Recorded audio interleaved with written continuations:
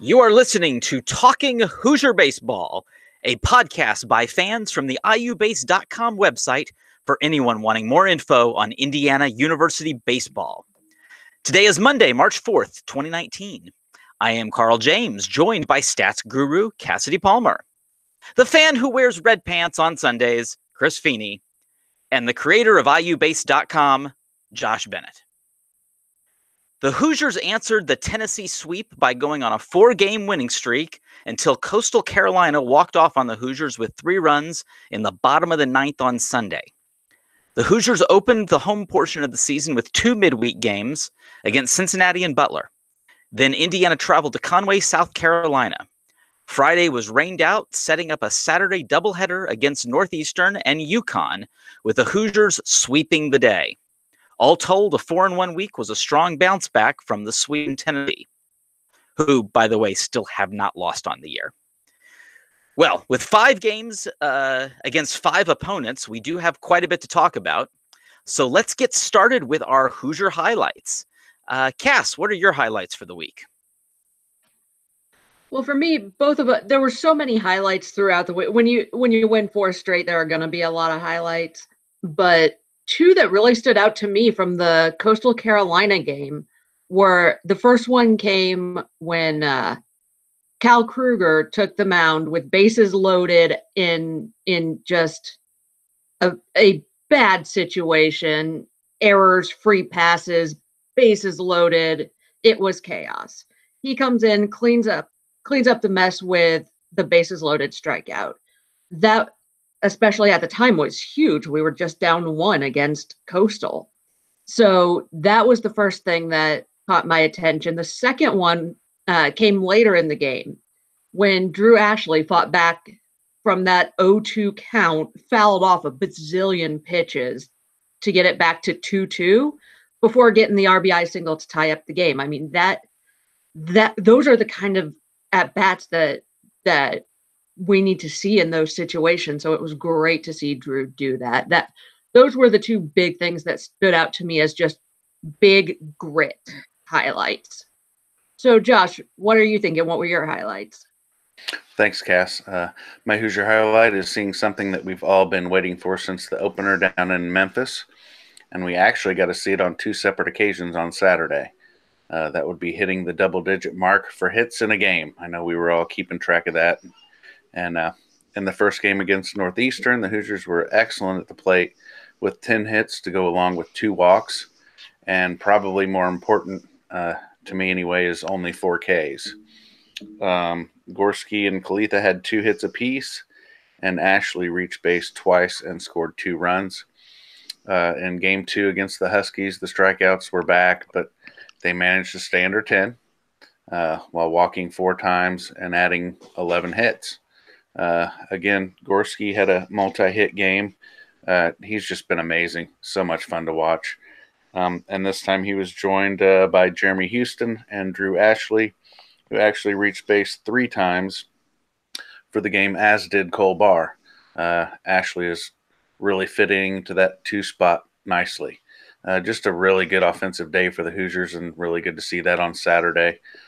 So what's your highlight for the week, Chris? Okay, for me, it might not be so much an offensive highlight or a defensive highlight, but it was just getting back to the Bart. And actually, you know what? The highlight will be the addition of the February games. Let's put it that way. Because after, tomorrow being canceled, we'd be waiting all the way to Canisius to even get in the building. And to get the 2 games in February, it was great to be back. To see the guys out there. Gorski starting the season off with a bomb. Then the next day, down 2-0, he gets the green light. Another, just big highlight moments, too. The heaters up in the walkways there, that's a highlight, too, for me from the Bart. And also seeing Logan Sowers, Brian Hobby, Timmy Herron, all coming back to watch the guys play before. I know Logan and Timmy were headed out for their spring trainings, and Brian, I guess he had a day off of work or whatever the case, and it was real good to see them. And, just being back in the building, seeing the Bullhawk statue was there. The kid, B-Town Denny's kid was there. Just seeing everybody, the faces you see only at the ballpark. It's a great place to watch a game. And I'm just glad it's back open and rolling, man. Especially, like I said, with tomorrow's cancellation, we'd be waiting a whole nother 10 days to even get in there. So whoever decided on February games, they're going to get my Hoosier highlight. What about you, Carl? For me, I'm actually going to go with Wyatt Cross's home run against UConn. I think it's well, I mean, we've looked at this. It's important, especially with so many doubleheaders this year, that that Ryan Feynman get an opportunity to take a break behind the plate. And Wyatt, struggled to start off the year, and to see him come up in a key spot to tie the game, to run the starting pitcher, and then basically give an opportunity for the team to start hitting against the bullpen. That was a huge highlight for me. Was Wyatt Cross's home run. Well, with 4 wins on the week, there were a lot of standout plays. Chris, who earned this week's Red Belts? All right. Thanks, Carl. There really was. Again, 4 to 5 wins will do that, Carl. You're right. You're right. Now, what we're going to do for the defensive web gem, the defensive red belt, is going to go to Logan Kaleta for that play in the right center field gap. Coach Mercer had tweeted out after the game that he had him set up in the left center field gap, but he still got over there and made that outstanding grab. So Logan picks up a defensive red belt. For the offensive red belt, I mean, this one's pretty obvious. If you hit 3 home runs in a week, a solo bomb, a 2-run bomb, a 3-run bomb, a grand slam, you hit 400, Matt Gorski's easily getting the offensive red belt. This one's not too hard to put together. Now, for the pitching red belt of the week, I know we had said that the Northeastern game wouldn't count towards the red belts due to live stats only. But you know what? Live stats prove to me that Paulie Milto gets it. I didn't need audio or video for that. Indiana University decides to do what they do as far as hoping the other team provides audio or video coverage. We struck out that day, but Paulie Milto didn't, and he pitched great to start a doubleheader. I have it here. Total was 6 hits and 3 runs, but before that 8th inning, it was 2 hits and no runs. So he really helped out the staff. We were already pitching, 5 games in 6 days or whatever it was. Then you set up for a doubleheader that you didn't expect. And who shows up and who steps up and who helps us? Of course, it's Uncle Paulie. So, and really, I really like that highlight of him with the 3-0 green light. Whoever caught that video, I think his name is Matt Holland, actually. I do know who caught that video. That was hysterical. But, he was already a star from that video. And then Paulie picks up a red belt for his pitching on so I guess that was early Saturday. It was really needed. It opened up the bullpen for UConn. It gave us more options for Sunday against Coastal. Now, we didn't see one freshman pitcher hit the mound, but for the ones who did, it really opened up the staff. So Paulie stepped up. And for this week, that would give Logan Kaleta defensive, Matt Gorski offensive, and Paulie Milto the pitching red belt of the week. Let's see now. We have to wrap that up for the belts and see what happens next. What was that?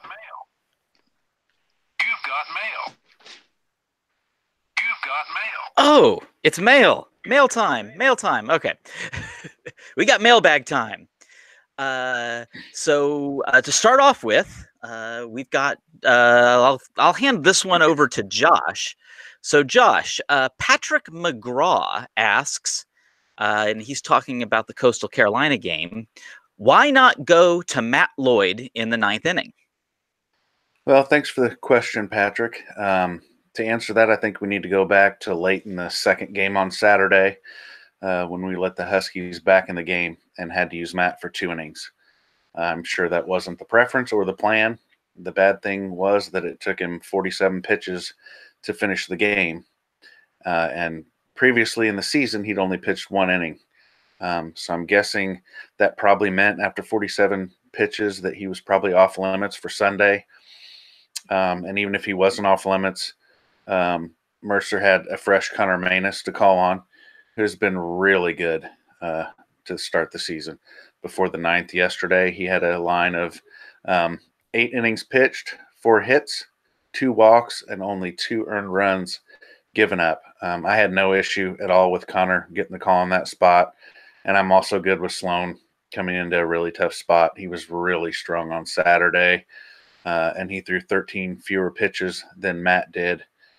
I honestly think that decision in that scenario was made probably late Saturday night, but most certainly before the game even started on Sunday, with what I just said. We didn't like the result, but completely understand the thought process and decision making behind it. So Cass, next question goes to you. Franklin has a question that's right up your alley. He asks, in the past, the Chick-fil-A K-Tracker promo had been a sandwich for 6 strikeouts and a meal for 10. This season, they've upped the sandwich to 9 and the meals to 12. Can you give us a breakdown on just how those numbers would have changed the payouts last season? Yep. So under the old rules for last year, there were 11 games with 6 strikeouts and 11 games with 10 strikeouts. So even split between the two. And there were actually only 4 home games that had fewer than 6 strikeouts. So only 4 games didn't get chicken. Under these new rules, there would have been 14 with 9 strikeouts, so 14 sandwiches. There were only 3 home games with at least 12 strikeouts. So you're still getting 17 free food, but it's just staying more toward those sandwiches. And there were actually 10 home games with fewer than those 9 strikeouts. So there's still a good bit of free food to be had, just not quite as much. I also want to note that so far, IU only has hit that 9K mark twice total this season. Once in the first game against Tennessee and once against Cincinnati. Last season, IU had 25 games with at least 9 strikeouts total, not just home games. But through this point in the season, through 3 weekends, they only had 2 of those as well. So there could still be a good bit of chicken to be had this year. So Chris, we got a question from Keegan. When will we see, or should I say hear, more radio or audio broadcast of IU baseball by actual Indiana University people? Big thanks to the other schools for having live broadcasts, but I want to hear IU guys talk about IU players and IU games. So what do you think, Chris? Okay. I mean, it was obviously a big issue this weekend because Indiana University has been rolling the dice all season. And, this weekend, the first time they came up, no good. And Friday, there was no coverage whatsoever, except for the live stats. So, Keegan, I understand. And we could have used 5 other people's questions for this because it was coming in, plenty of ways. But, Keegan, we know you, so we wanted to put you up there. But it's a decision that Indiana University makes. They rely on the other guys. I mean, I don't know how much more to really explain it. Greg Murray's our baseball guy. He's also our women's basketball guy for the university. And that gets priority on the radio. So he's going to be working those games. And then when women's basketball wraps up, he'll slide over to his baseball role, which he is excellent. He's one of the best in the conference. I hope he stays because I could see him with a bright, bright future ahead of him as far as broadcasting, of course. But it's just a decision that IU makes. And is it annoying? Come on, we're going to really rely on other teams? We're a Power 5 conference. We're a big-time baseball program. Yeah, that's the choice they've made. And there's really no way around it. That's just how it is. Now, I know in the past we had Roger Radio, we had Roger Rodehaver, so it didn't really come up as much because they would play this Russian roulette with the other team. And if it didn't work out right, Roger would help us out. But he was doing that on his own. You know what I mean? He was doing that for fun. He was doing that on top of his job. I mean, think about it. It would be like the 7th inning. He'd be like, hold on, I got to order the spread for the postgame. And it would go mute for a little while. And then he'd be like, all right, I hope he comes back soon. And then he would come back and he'd be like, all right, here's what you missed. And there was security. Remember security? You never know. You didn't know what would happen. Remember when the lady stole his chair because he got up and he had to go get his chair back? And then what about the kids in Florida Atlantic offering him drinks? That was the best. Yep. But Roger and then always out by that alligator pond. Yes. So we were very lucky to have Roger doing what he did. But He's gone. You know what I'm saying? He's in Starkville, and I'm sure he's not doing radio there. He's plenty more busy. But I mean, I don't know the exact dates, and obviously it depends on how well women's basketball does, whether they end up at the NCAA in a deep run or maybe the NIT in a deep run.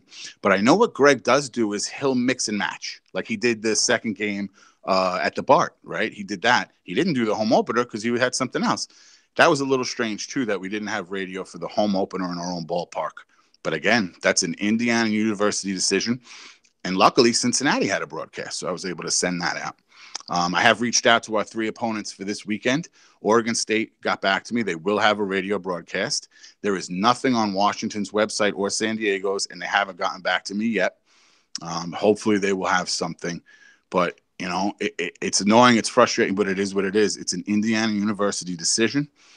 They have chosen to do this, to rely on other teams and see what happens. So, Cass, I'm going to kick it right back to you for some stats for the week. Okay, so the first thing that stood out to me, out of the 5 games that IU played, 3 of those had single-digit strikeouts. That is a huge turnaround. The Cincy game, the Northeastern game, and the UConn game all had single digits. And in fact, the Hoosiers had fewer strikeouts in the 5 games this past week than they did in the 3 against Tennessee. So that's probably a mix of Tennessee looks like the real deal so far this season, and IU always comes out of the gate with lots of strikeouts. So put those 2 things together, and it probably exaggerated the strikeout issue and made it look worse than it probably is.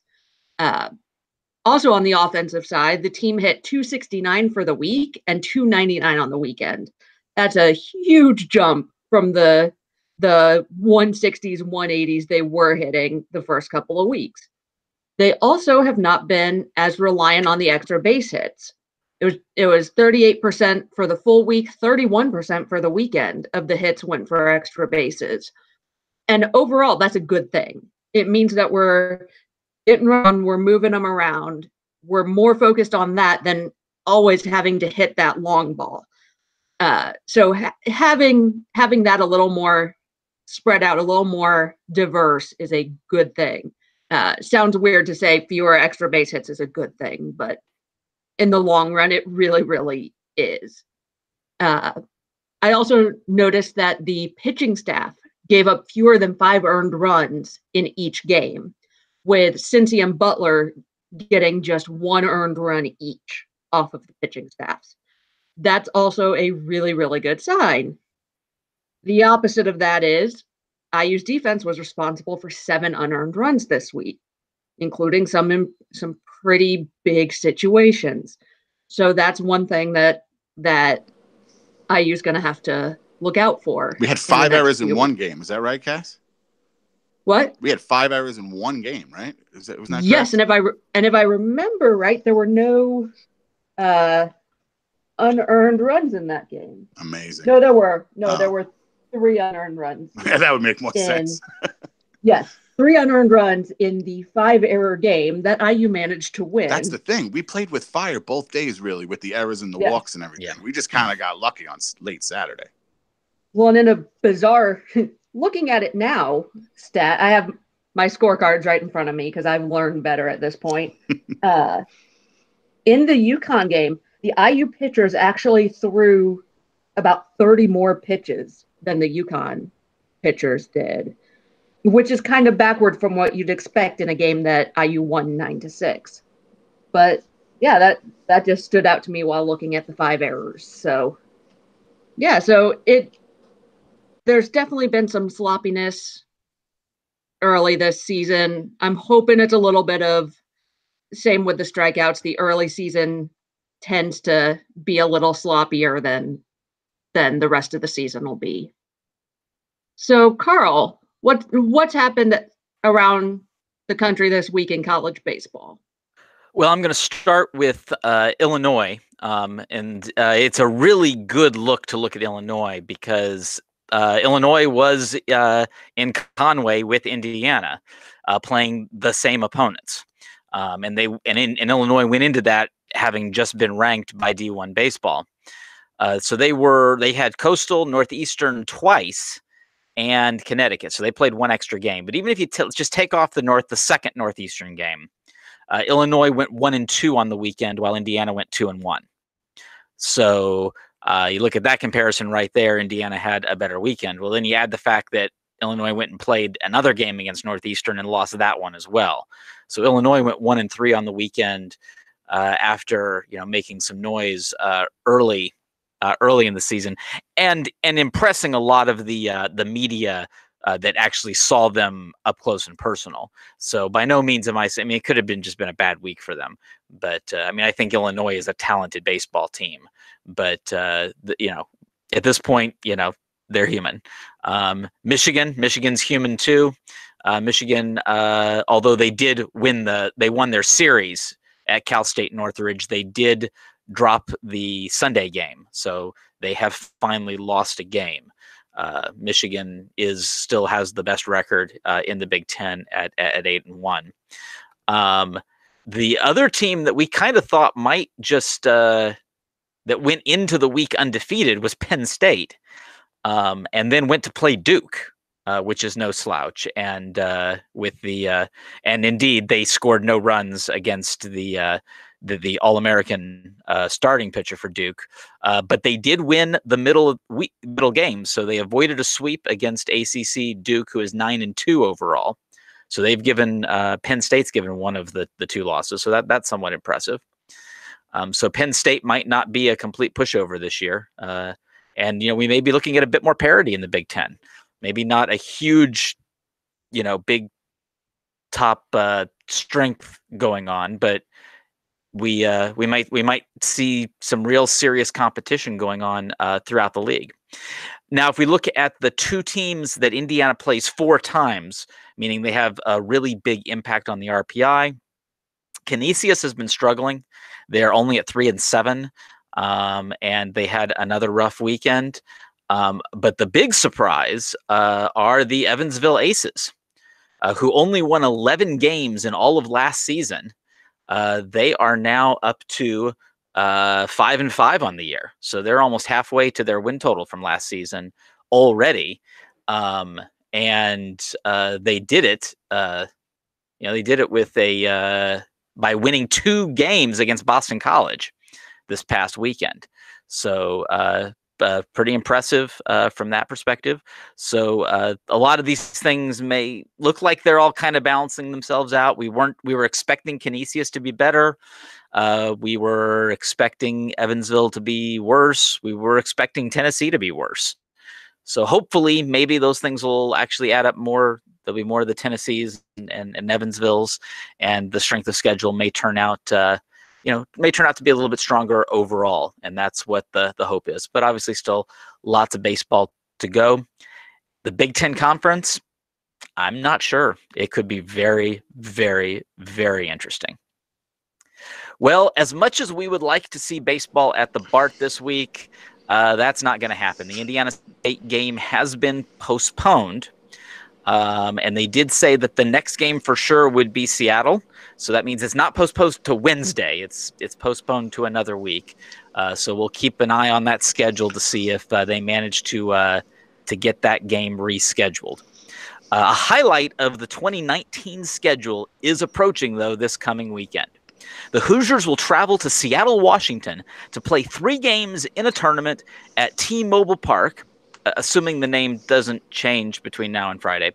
It can always happen.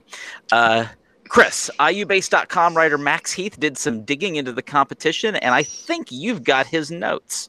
So what can you tell us about this weekend? Okay, thanks, Carl. I do have the notes. As far as the schedule, we have Friday is going to be a 10 p.m. game Eastern time against Washington. Of course, they were returning from the College World Series. On Saturday, we have March 9th, Oregon State, 6 p.m. Eastern, national champions. And then on Sunday, March 10th, we're going to go against the University of San Diego, who we played last year. Carl knows them well as far as RPI busters. That's going to be 2 p.m. Eastern. And then looking at Max's preview, Washington is currently 7-2. Okay, and like I had mentioned, they were featured in the College World Series last year. Now, it looks like their big hitter is Nick Cale. Okay, he's hitting 444. He already has 12 hits and 2 bombs with 14 RBIs. He is a junior catcher, and he has a 575 on base percentage so far. He's going to be a tough out for us, I would think. But again, anybody on that team is going to be a big hitter. We're just mentioning one. These lineups are going to be no joke this weekend, I would think. Now, as far as Oregon State, the defending national champions, they were part of the undefeated list there just until recently. They lost their last game to, I believe it was the Mountaineers of West Virginia. So they're 10-1. And, you know, I wouldn't say that's a slump. It's one loss. And they're going to play Friday, and then they'll play us on Saturday. Their big hitter is Adley Rushman, you know, nationally known, of course. He most outstanding player last year.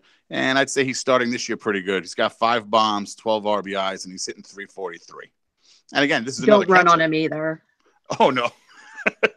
He'll shut down a running game pretty quick.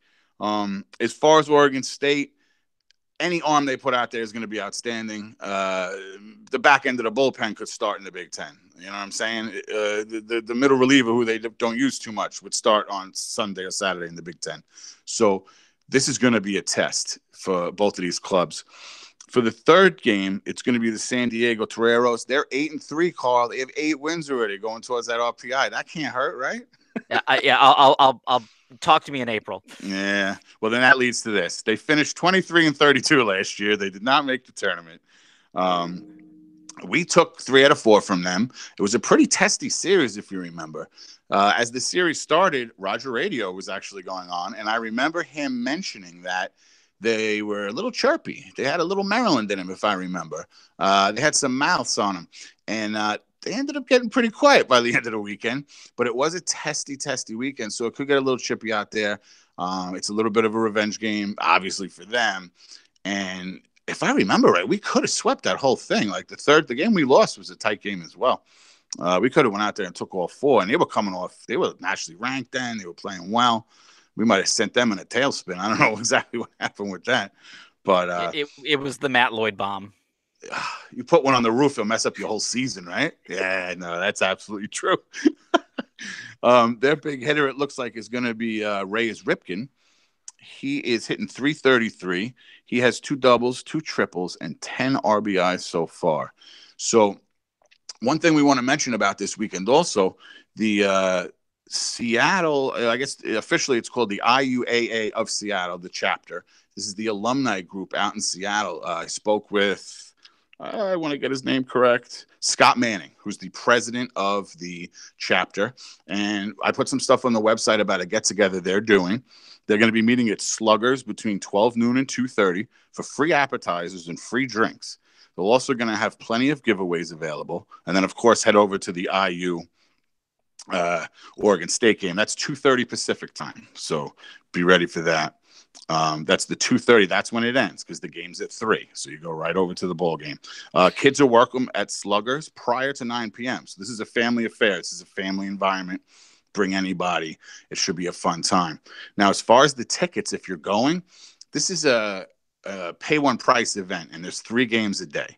So it is $30 a day, but you get 3 games. That's for a reserve seat near the dugouts. But you can go $15 general admission and get all 3 games every day. And that's what they're recommending you do as far as if you want to sit in the section with the alumni, because that's what they're all going to do. And then you can just kind of make your own section in the general admission. And it would be $15 for the whole day. You can watch some really good college baseball, not only cheer on the Hoosiers. So it really could be an outstanding weekend for us as far as the RPI, national recognition. I guess we'll be live statting at 2 out of 3 as of now. Whatever the case, we'll do the best we can to get the information out on these big, huge games. Oregon State, we do have the audio. We know that. So that's Saturday. I know I like to make predictions and try to guess or say what we're supposed to do after these little series previews, but this one's rough, folks. Play well, play smart. Do not give up walks. Do not give out extra outs.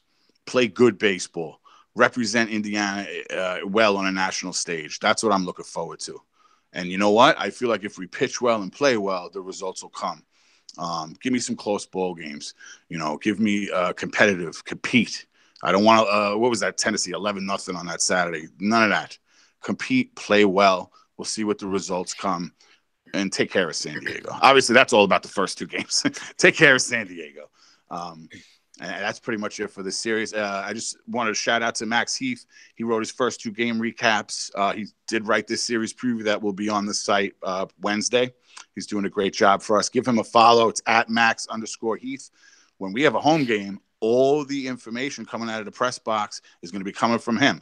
I'll still send out like silly stuff and pictures and stuff about where we are as far as free chicken, but like the real updates are going to come from Max from that press box. We're going to kick it over to Josh for his final thought. Thanks, Chris. I'm not at all that disappointed that the game against Indiana State is postponed on tomorrow, and glad that they didn't try to schedule it for Wednesday. This has been a grueling week and a half for the Hoosiers, getting back late on Sunday from Knoxville, turning around to play 2 midweeks on Tuesday and Wednesday, and then left that Thursday morning at 8 a.m. to travel to Myrtle. They played 3 games in 2 days for the second time this early in the season on Saturday, and didn't get back to Bloomington until 4 this morning. So all of this while also trying to make classes and keep up on their studies. So I'm sure they'll take advantage of this much-needed break while gearing up for a really tough series test this weekend that you just talked about, Chris. I don't think we as fans really understand how tough of a grind this is for these guys, but glad they can balance it, and I'm sure they'll take advantage of this break. So, Carl, what are your final thoughts? I just really want to talk about the season so far. As the win-loss record goes, 6-5 is actually not that far off of my postseason predictions. In fact, my postseason predictions were at 7-4 at this point, because I did not predict that they would win both midweek games. It's the 4th and 5th games of the week. It's just a lot of times you get down to that, just things happen. And that thing was really strong that they came back after that Tennessee series and won both of those games. So they actually made up a game that way. I expected them to win the Tennessee series, but I didn't realize how good Tennessee was going to be. So honestly, I have nothing I'm really, massively concerned about as far as the record goes. And in my postseason prediction, I actually only included 1 win in the coming weekend.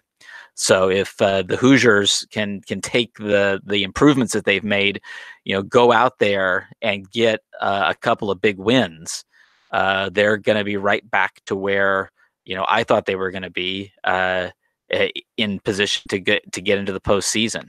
So I think that's a huge opportunity. Well, with that will do it for this edition of Talking Hoosier Baseball. Read up on Indiana baseball at iubase.com. Follow us on Twitter at CUAtTheBart and at iubase17. Please leave us a review on iTunes, Google Play, or Stitcher. For Cassidy Palmer, Chris Feeney, and Josh Bennett, I am Carl James. See you at the Bart.